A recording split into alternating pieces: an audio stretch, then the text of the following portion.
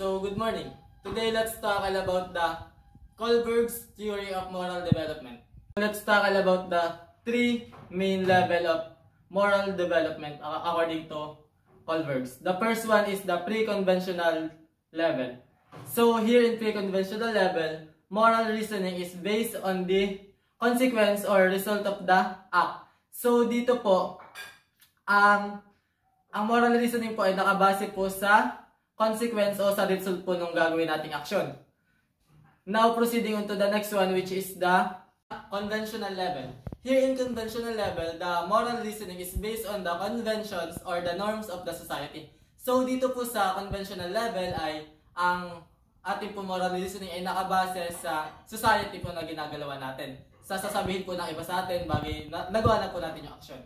So, the third one is the post-conventional level.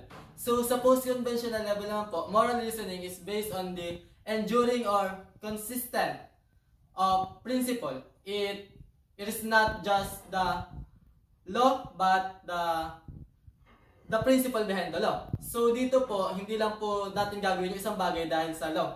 Gagawin po natin siya dahil sa principle na nasa likod po ng law o nasa behind ng law. So, let's proceed to the 6 stages ng moral development according to Kohlberg. The first one is the punishment and obedience. So, dito po sa punishment and obedience, ang isa pong tao ay motivated na gawin ang isang bagay dahil sa takot, dahil sa punishment. So, ang example po nan ay yung pinakainos ka ng nanay mo na maglinis ng bahay pero ayaw mong gawin. So, dahil mapaparusahan ka pag di mo ginawa, mapipilitan kang gawin. So, another stages or the next stages is the mutual benefit. Dito naman po sa mutual benefit ay ang isang tao ay motivated na kumilos dahil sa parehas po silang makikinabang. So halimbawa po na pinakamot ko sa kanya yung likod ko, kakamutin ko po yung kanyang likod. So parehas po kami nakinabang sa part na yun. The next one is the social approval. So dito, ang isa pong tao ay motivated na gawin ang isang bagay dahil sa sasabihin naman ng ibang tao. Dito po sa social approval ay gagawin mo lamang isang bagay base sa sasabihin ng ibang tao. Halimbawa po ay gusto kong gawin na ibalik yung napulot kong pera para masabihan ako ng mabait. Yun po yung example niya. Sa ika-4 naman po na stages ay ang law and order. Dito naman po sa law and order, ang isang tao ay motivated na gawin ang isang bagay dahil sa batas. Yung wala ka pong ibang pwedeng gawin o hindi mo pwedeng suwayin yung isang bagay dahil nakabatas nga po siya. Halimbawa po is sa school.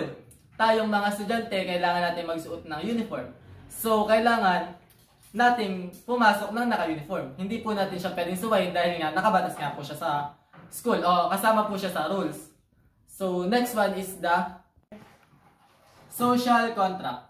Law that are wrong can be changed. So, dito naman po, kapag po alam natin na mali ang isang batas ay binabago natin. Kumbaga po ay alam po natin na mali ang isang bagay na pinapatupad pero dahil alam natin mali siya, hindi natin susundin at gagawin natin kung ano yung pinaniniwalaan natin tama. So, the 6th and the last one is the universal principles. Dito naman po sa universal principles ay ang isang tao ay motivated na kumilos base sa ikabubuti ng ibang tao, hindi lang ng kanya sarili. Kumbaga, mas pipiliin niyang gawin ang isang bagay para sa kapakanan ng ibang tao kaysa sa kanyang sarili.